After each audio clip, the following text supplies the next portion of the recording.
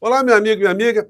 Essa noite passada, eu fiquei analisando as peças processuais das defesas prévias que foram apresentadas por alguns desses membros da Orcrim comandada pela figura do ex-presidente da República, que teve o propósito de destruir a nossa democracia.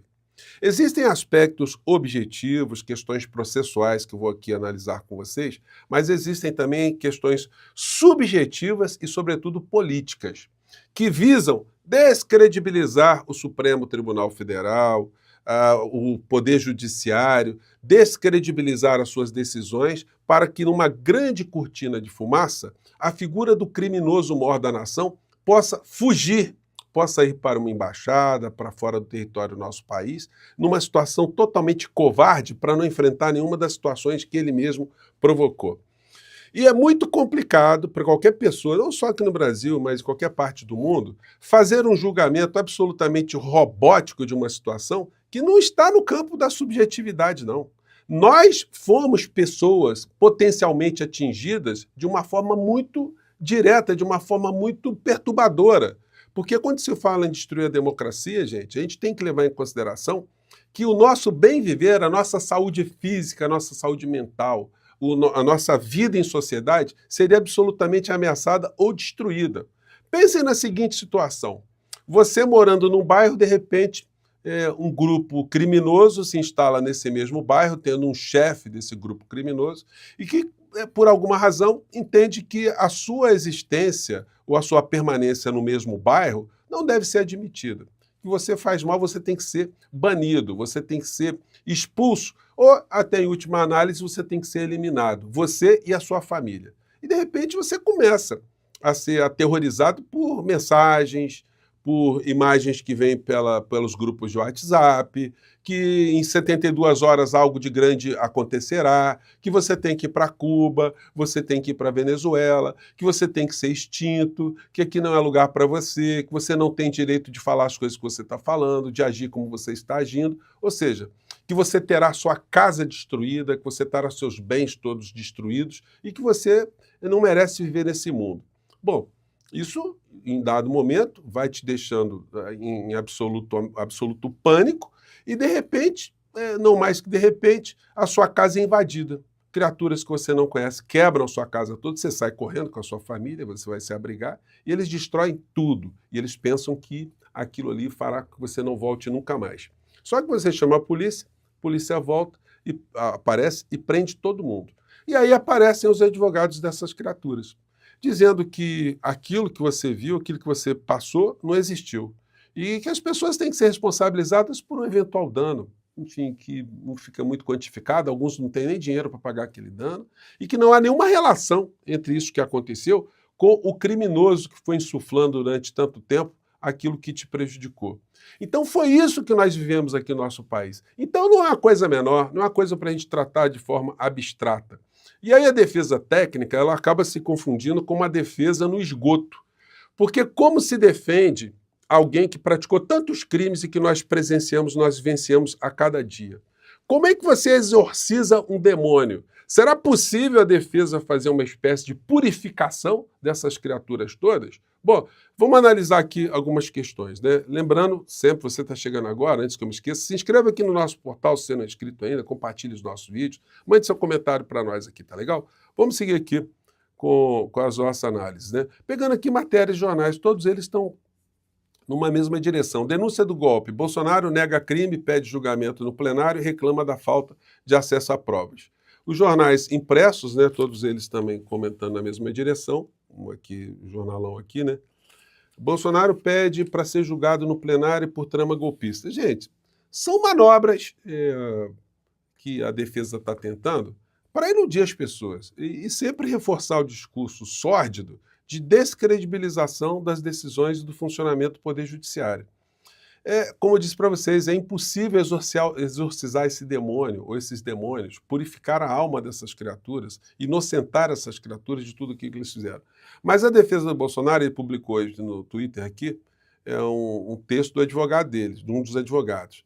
A despeito das diversas impropriedades processuais que nulificam e inferem de morte a acusação, e aí vão indo embora. E no final eles escrevem aqui: como disse e redisse ao longo da fase do inquérito, que estava lidando com uma investigação semi-secreta.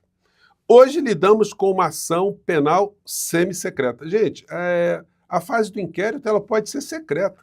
Então, está chovendo molhado.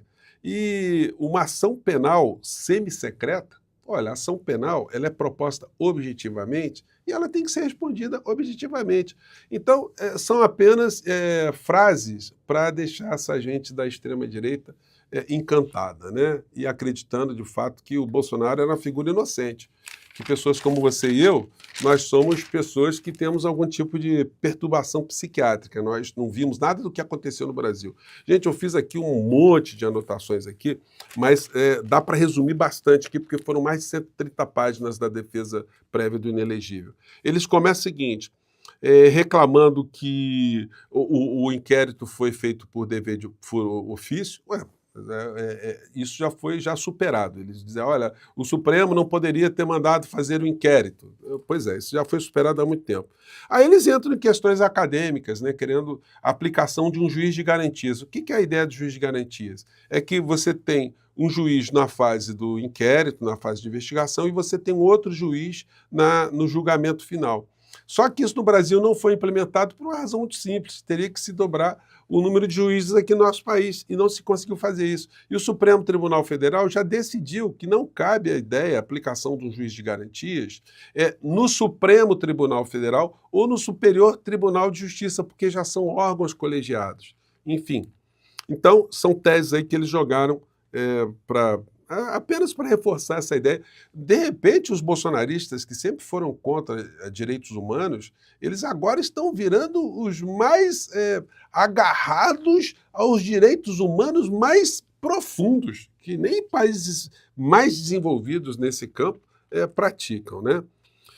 E aí eles reclamam aqui que o Ministério Público ele não foi chamado para várias fases dessa investigação. É porque não é necessário. O Ministério Público não tem que estar em nenhuma dessas fases. O Ministério Público, na Constituição Federal, no artigo 129, diz que o Ministério Público é o titular da ação penal. A ação penal não pode acontecer sem o Ministério Público. Em casos excepcionais, ela pode até ser iniciada sem o Ministério Público, mas depois o Ministério Público tem que entrar. Mas são casos muito específicos que dizem respeito a quando o Ministério Público se omite. Quando ele se omite completamente, aí um advogado pode entrar com uma ação, mas aí o Ministério Público vai ser responsabilizado por não ter entrado com a ação e o Ministério Público terá que nomear alguém para cuidar daquilo ali. Então, não tem irregularidade nenhuma, é para mostrar o Ministério Público não acompanha. Não, não precisa acompanhar, não. Aí eles pedem aqui a redistribuição da ação e reclamam ali que o Supremo Tribunal Federal não tem um duplo grau de jurisdição, porque é a última instância. Ora, mas é o que está na Constituição Federal, não tem nada irregular aí. Se não há concordância com isso, então nós teremos que ter aqui um amplo processo de debate sobre a função do Supremo Tribunal Federal e tirar do Supremo Tribunal Federal, por uma emenda constitucional, algumas das suas atribuições. Só que tem um problema. O que está previsto na Constituição está petrificado, é aquilo que a gente chama de cláusula pétrea. Não pode ser modificado, exceto se houver um novo processo de fazer uma nova Constituição aqui no nosso país. Então, estou chovendo aqui no molhado com essa farofa toda aqui. Depois eles acusam a PGR de usar o expediente de confundir a defesa, porque eles apresentaram muitas situações e depois eles reclamam também da tática acusatória chamada document dumping. O que eles reclamam? Eles reclamam o tempo todo que não tiveram acesso a uma série de provas. Não tivemos acesso. E aí, as provas que podem ser disponibilizadas são num volume muito grande. Então eles reclamam, não, mas se mandarem todas as provas para a gente vai ficar soterrado em cima de tantas provas. Então fica complicado. Então fica difícil, né, saber o que a defesa quer. Aí eles dizem que eles são obrigados a fazer uma adivinhação. Aí, mais à frente, eles dizem que durante o processo houve o Fishing Expedition, ou seja, a expedição para pescar, né, a pesca para investigar alguma coisa. Olha, que buscou uma coisa e acabou atingindo outra. Mas faz parte da investigação criminal. Se a polícia vai investigar um crime de estelionato e encontra drogas no local, olha, não vamos apreender drogas, não vamos cuidar disso porque nós estamos investigando só o estelionato. Então não tem nada de irregular também. o fato de ter se encontrado outros crimes conexos com o crime que estava sendo investigado. Lá para frente, eles reclamam da nulidade da declaração, da delação premiada, como eu disse para vocês, chover no molhado, tentar uma tática absolutamente sem nenhum tipo de efeito. E depois eles perguntam o seguinte: se houve emprego de violência ou grave ameaça ao longo de 18 meses. Aquelas imagens do Bolsonaro dizendo que não cumpriria mais decisões do ministro Alexandre de Moraes, outros eventos, essa é a última vez. Tudo isso, gente, faz parte de um conjunto de ameaças que estavam sendo colocadas como os famosos apitos de cachorro que redundaram depois na invasão no dia 8 de janeiro, né? Aí eles entram aqui, houve algum impedimento, perguntam, né? Houve o impedimento de funcionar algumas das instituições? Claro que não, porque se tivesse tido impedimento, eu não estaria aqui conversando com vocês, os advogados não estariam defendendo o criminoso, porque ele estaria no poder, enfim, e muitos de nós estaríamos, inclusive, fora desse mundo, né? Teríamos sido mortos. E aí depois ele diz o seguinte, que os atos do 8 de janeiro não se relacionam com os imputados anteriormente. Já expliquei aqui no nosso portal, porque eles necessariamente não precisam estar conectados. Os conjuntos de crimes acontecidos no dia 8 de janeiro, por si só, eles são responsabilizáveis. E todos os atos que aconteceram antes do dia 8 de janeiro, por si só, também são responsabilizáveis. A conexão entre um e outro é uma mera conjuntura, que não influencia nem em uma situação e nem em outra. Depois eles dizem que a petição da PGR é inepta, a acusação é inepta, e aí no finalzinho eles cometem alguns deslizes fatais, né, que eu vou aqui comentar com vocês. Um deles é aqui na página 105, que eles dizem o seguinte: o vácuo probatório faz com que a denúncia busque criminalizar a atividade política do peticionário em geral, suas opiniões e a forma como ele se relaciona com a sua base eleitoral. Coisa bem diversa seria demonstrar que ele determinou a elaboração e execução de crimes. E como se sabe, por mais que ele tenha tipos abertos, não autoriza a responsabilidade penal objetiva. A eventual responsabilidade de Jair Bolsonaro não pode ser presumida a partir de discursos ou supostas reuniões. É preciso encontrar uma ação ou omissão dele que permita vincular seu agir aos resultados naturalísticos do dia 8 de janeiro. Olha só, a defesa deu de bandeja para o Ministério Público essa frase, né? Que é preciso encontrar uma ação ou omissão. Gente, a omissão é penalmente relevante no nosso país. Por quê? Porque se o Bolsonaro tivesse agido, o 8 de janeiro não teria acontecido. Se ele tivesse feito uma intervenção logo quando a coisa aconteceu, ele poderia ter neutralizado tudo aquilo. Ele poderia, inclusive, conseguir um álibi para dizer, olha, de fato, quando a coisa surgiu, eu entrei para tentar evitar. Mas ele fez isso? Bom, aí na página 106, na página seguinte, acho que foi na página 106 aqui, eles colocam o seguinte: pois bem, como se sabe, em 8 de janeiro de 2023, Jair Messias Bolsonaro já havia procedido à transição de governo. Na verdade, ele fugiu do Brasil, né? E se encontrava nos Estados Unidos da América, para onde havia viajado em 30 de dezembro. De lá, no dia 8, o peticionário, inclusive, criticou a depredação e invasão dos prédios públicos em sua conta no X, conforme amplamente divulgado pela imprensa. No dia seguinte, estava internado em um hospital com dores abdominais, em decorrência do atentado que sofreu em 2018. Gente, aqui é outro deslize que eles dão, que eu quero chamar a atenção no nosso encontro de hoje, espero que chegue até a PGR, com um detalhe que, na verdade, é um detalhe crucial.